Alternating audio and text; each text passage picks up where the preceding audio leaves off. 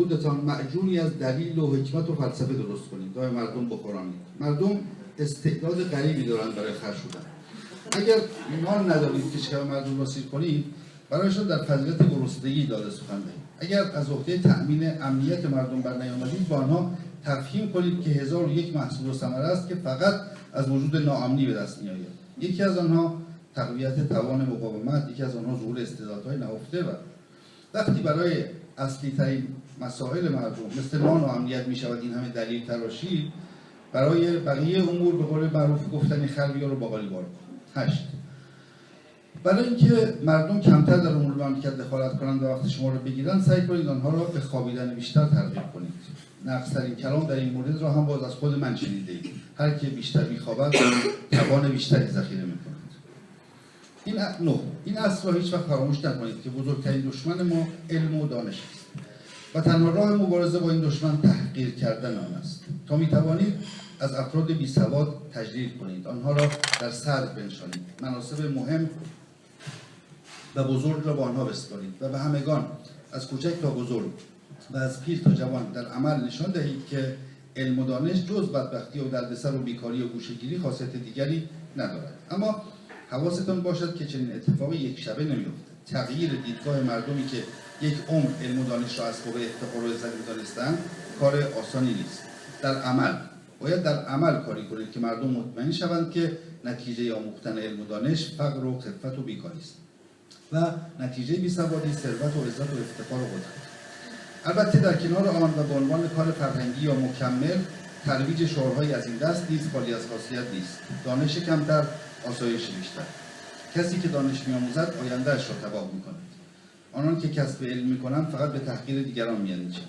هر کی بیشتر می‌فهمد بیشتر خیانت می‌کند. در جهل لذتی است که در آموختن علم نیست. 10. حتما متوجه این واقعیت شده اید که افراد قد بلند به دیگران یعنی کوتاه‌تران با دیده تحقیر نگاه می‌کنند. یعنی قد بلندی اصولاً اسباب تفاخر و تکبر است. مضاف بر اینکه افراد قد بلند هرگز از افراد کوتاه قد فرمان نمی‌برند. نتیجه این که رمز بقای مدیریت انتخاب و انتصاب مدیرانی است که قدشان از شما کوتاه‌تر باشد. اگر زمانی مجبور شدید به استفاده از فرد قد بلند، حتما یکی از دو کار را با انجام دهید. 1. آنقدر بر سرش بکوبید تا قد او هم به اندازه شما باید کوتاه‌تر شود. 2. قبل از شروع همکاری قسمت اضافه قدش را ببرید تا به اندازه مطلوبتان برسد. از بالا یا پایین یا وسط فرقی نمی‌کند. مهم این است که وسیله تفاخر یا تکبر او را ببرید یا از بین ببرید. 11. مردم در صورتی به شما احترام می‌گذارند یا از شما فرمان می‌برند که محتاجتان باشند. این اخلاق و روحیه عموم مردم در همه جای دنیاست. تا وقتی برای شما حرمت و عزت قائل می‌شوند که گرسنه باشند و نانشان دست شما باشد. یک حیوان اهلی مثل گربه یا سگ را در نظر بگیرید. چه تمثیل یا تشبیه خوبی به نظر رسید برای نشان دادن اخلاق و روحیه مردم. بهترین و نزدیکترین مثال همین حیوان اهلی است. اگر این حیوان اهلی سیر باشد و گوشه‌ای لم داده باشد، وقتی صدایش می‌کنید یا اصلا تحویل نمی‌گیرد و جواب نمی‌دهد و از سر جاش تکان نمی‌خورد، یا جواب می‌دهد اما با چنان ناز و کرشمه و تبختری از جا بلند می‌شود و پیشتان می‌آید که شما از اینکه صدایش کردید احساس پشیمانی و ندامت می‌کنید. و اگر شما همین حیوان را همیشه گرسنه یا نصف شکم نگه دارید، به محض اینکه صدایش می‌کنید چارنر به سمت شما می‌دود، به این امید که لقمه‌ای از دست شما بگیرد. رابطه حکومت و مردم یک چنین رابطه‌ای است. حکومت اگر مردم را گرسنه و دست به دهن نگه ندارد، یا پاچه‌اش را می‌گیرند یا تحویلش نمی‌گیرند. خب فکر کنم دیگه کافی دیگه نه عالی بود.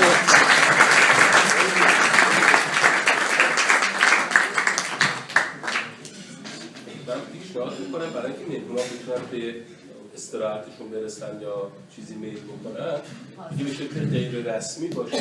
البته خب مهمون‌ها هستن، شما میتونید در همین فضای روال قبلی و بعدی خود متن باید اینو بگه. شما خیلی اینجا اصرار انشاوار کردید. فکر نمی‌کنین با اون پاسخگوش چی؟ این باید از پاسخگوش متن من استنباط کنم. اینجا شما خیلی شهر در علم و دانش و اینا خیلی بقیه این اصول هم تو همین اصطلاحاتی که اینجا اومده، یعنی این اصولی که به عنوان فهرست من عرض کردم، بقیه‌اش هم به همین اندازه صریح و شفافه. بله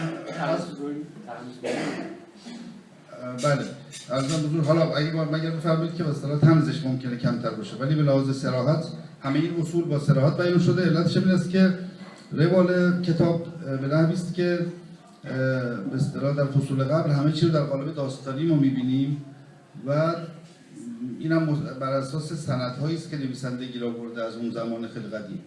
منتها بعد از چاپ کتاب یه سر اسنادی دست نویسنده بیفته که این اصول و قواعد درش بوده. اینا رو در آخر از ناشر خواهش میکنه که مجدد اینو بیارن در آخر کتاب قرار بدن، یعنی این اصول باقی مانده دیگه به شکل فهرستی بیاد، نه در چارچوب روال داستانی. بنابراین همونطور که می‌فرمایید کل این فصل بخشی است که تقریباً مطالب در چارچوب داستان اتفاق نمیفته، بلکه کاملا با صراحت و شفافیت بیان میشه. بله. منم یه سوالی داشتم، این که این 24 تا پسر میان، اول همشون یک استاد میخورن میبرن، بعد شما رسیدیم به یک آدم معلول جسمی یا به هر حال منگل، بعد این از همه اونها برتره و این گروهی رو که انتخاب میکنه همه نقص عضو دارن و اینا خراب میکنن. بگمان شما این تبعیض‌آمیز نیست، یعنی تمثیل، یعنی استعاره کردن آدم‌های کور و کر و یه چیزی هر حالی نقص عضو دارن. بعد این آدمای مخربی هستن و کشور رو به نابودی میکشن. آیا تبعیض‌آمیز بله میتونه یه همچی تعبیری ازش بشه، ولی به نظر میرسه که چون کل کتاب یعنی از ابتدا که شما شروع میکنید کاملا با این الفبا جلو میرید که به هر حال استعاره و تمثیل قصه، بنابراین وقتی که گفته میشه که آدم کور، طبعا اون بحث کوری فیزیکی و ظاهری به نظر نمیرسه. یعنی وقتی که تو چارچوب کتاب با الفبای کتاب جلو بریم به نظرم میاد که هیچ کس اسم نمیکنه که این منگول بودن یا به اصطلاح نقص عضو داشتن، مسئلهش مسئله فیزیکی است. مثلا حتی در جای کتاب گفته میشه که مثلا فرمانده کسانی که بحث کار ارتش و تیراندازی و فلان اینا یه آدمی میذارن که چشاش چپه و از اون بعد دقیقاً کسانی جایزه میگیرن که به هدف نمیزنن. یعنی این تمثیل یه تمثیل بیشتر مفهومی است تا اینکه بخواد به نقص عضو فیزیکی بپردازه. تا به حال همچین دریافتی خوشبختانه نداشتیم. فکر می‌کنم ان شاءالله مشخصه که شما به چه دلیلی آوردین اینو برداشتی که از این خواهد شد طبعا شما گفتید، ولی به هر حال باز هم به نظر من کمی تبعیض‌آمیز میاد، چون من فکر می‌کنم من اگر که نقص عضو داشته باشم، اگه من کور می بودم یا حالا به هر حال نابینا می بودم یا کر می بودم یا هرچی، من به من بر میخورد که من نمونه یک آدمی هستم که چون که آدمی میتونه نابینا باشه ولی بسیار می بینه، شاید بیش از کسانی که چشم بله بله. من حالا جالب بسیار عرض بکنم، یکی از دوستان بسیار عزیز ما که حالا اهل فرهنگی و هنر هست نابینا است، البته به تدریج نابینا شده. من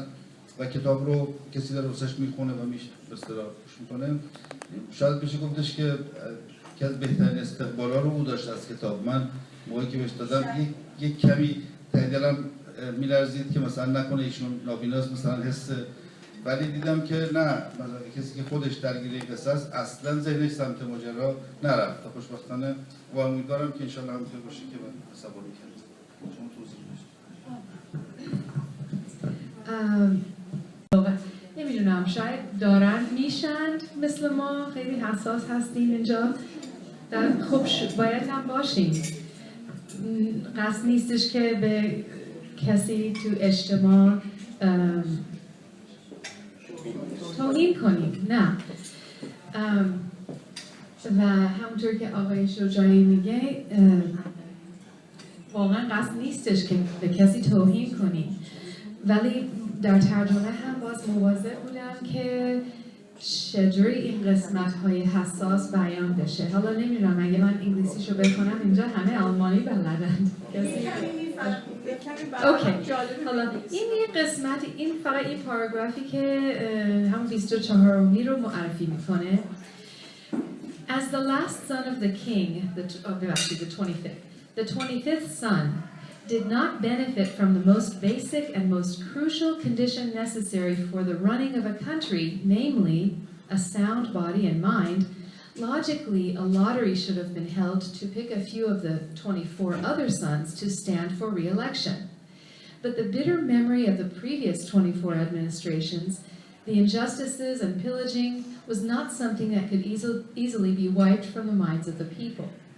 In a nutshell, the people did not have good feelings about any of the 24 brothers, nor could they latch their hopes onto the 25th brother, who had both a weak intellect and numerous physical problems.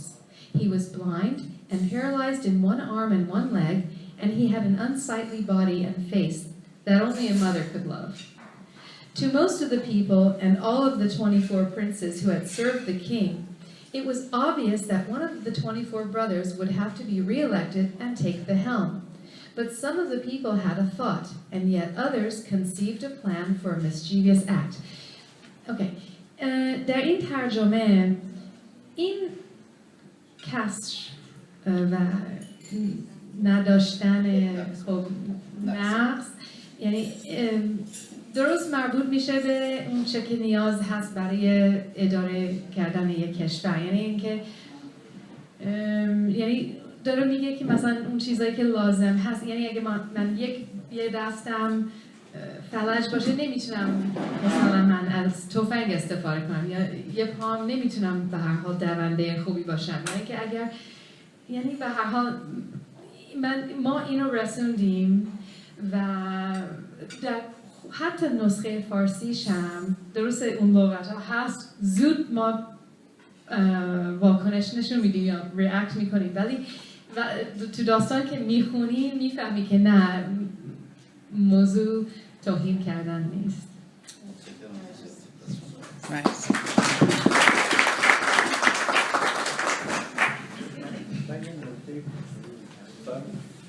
میبخشید من کمی بحث عوض میکنم و چند لذت بردم. من نخونده بودم این بعد از برم شروع کنم بخوندمش. عرض به حضورتون که من هم برای 2 نفر آمدم اینجا. اگر که به هر حال به دلم رجوع بکنم این خواهم، یعنی دوست دارم اینو بگم. یکی دوست عزیزم آقای معروفی، نویسنده بسیار بسیار قدر و مهربان و در عین حال امشب صحبتش بود، گفتم که کسی که خیلی جدیت داره در کارش. خیلی هستن که اصولا نویسندگی از اونایی نیست که آدم‌ها رو خیلی دنبال خودش بکشه. کسانی هستن که برای یه مدت می‌نویسن، می‌درخشن، جرقه میزنه و بعد دیگه خاموش میشن. آدم‌های یک کتاب زیاد داریم، آدم‌های یه فیلم خیلی داریم، ما در ایران و در همه جای دنیا. اما ایشون خیلی به خاطر اون جد و جهدی که کرده و اون همتی که برای این کار کرد و روز به روز هم کارهای خیلی خیلی زیبایی کرد، ما تو ایران میخونیم، واقعا قابل ارزش هست. این آدم با همه اون شاگردایی که داره و تلاشی که برای داستان ایران میکنه واقعا قابل تقدیر هست. من اومدم اینجا به سلام کنم. نکته بعدی خانم کجاست؟ خانم مهدوخته رفتن. بله، من خواست راجع به ایشون صحبت کنم که همشهری و دوست من هست و در حقیقت ایشون از یک خانواده‌ای بسیار بسیار نمیدونم گفتن یا نه، تا اونجایی که من کرمانی هستم و ایشون همشهری من هست و جز اولین کسانی هستن که با خانم توران میرهادی و بقیه پایه‌گذار ادبیات کودکان مدرن هستن و در حقیقت تا اونجایی که من میدونم تأسیس کردن شورای کتاب کودک رو و از آدم‌های شاخصی هستن و یک منفعه و کارهای خیلی بزرگی کرده که الان هم هنوز باقی مونده در کرمان و همینطور اون مجسمه ساز از شاگردان اونجا هستن، علی اکبر صنعتی، اون حاج علی اکبر بهش میگفتن پدر بزرگ ایشون و خلاصه و همینطور نویسنده‌ای که نامش باقی مونده و اینها که رستم در قرن 20 نوشته و جزو اولین رمان نویسای در هر صورت ایران هست و اینا از این نسل هست. من خوشحالم که کتابش رو مثل که شما چاپ کردین درسته و در اصل دوست داشتم بگم اینجا فقط برای هم یه بوسه‌ای پرت کردیم و ایشون هم رفت و در اصل جاش خالی هست. ببخشید.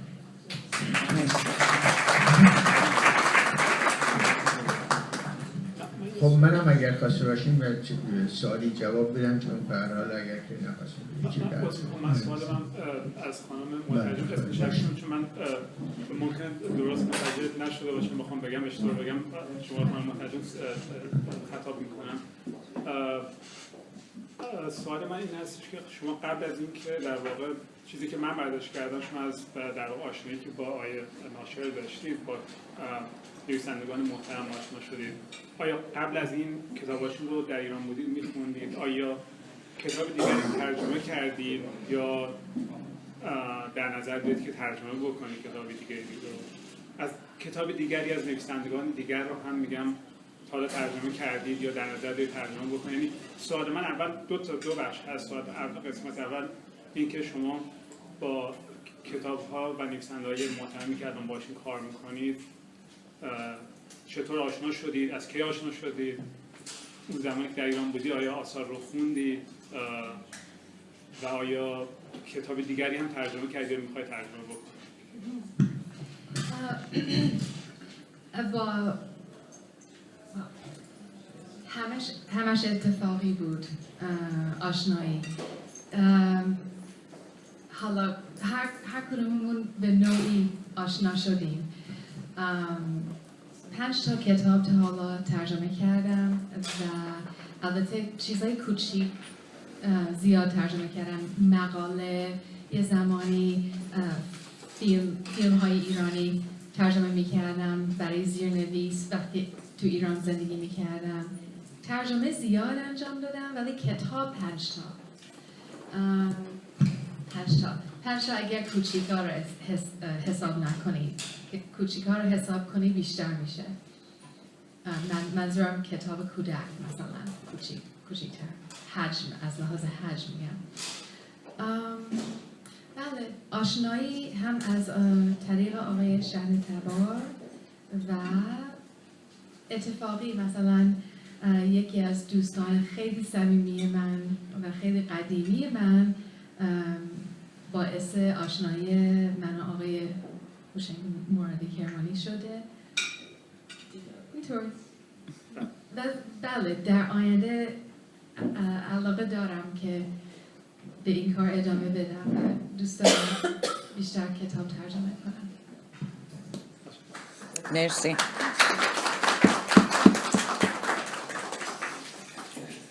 خب پس برای اینکه دیگه دوستان یه نفسی تازه بکنن دیگه غیر رسمیش بکنیم ولی هستیم با هم دیگه گپ و گفتگو می‌کنیم. از همه هم از دوستان که تشریف آوردن، مستمعین و از مهمان‌ها و سخنران‌ها خیلی خیلی تشکر. خیلی ممنون. مرسی.